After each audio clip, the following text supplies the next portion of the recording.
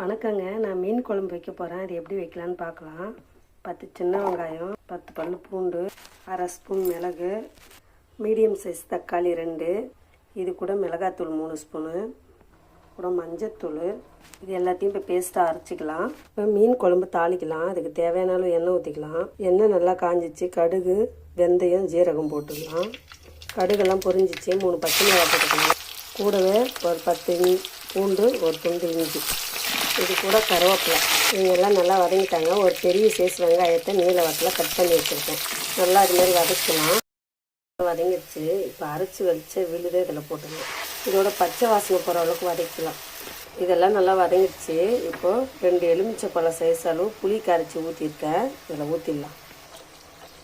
குழம்பு நல்லா கொதிக்கிட்டோம். குழம்பு நல்லா கொதிச்சிச்சு. க்ளீன் பண்ணி வச்ச மீனை குழம்புல போட்டுடலாம்.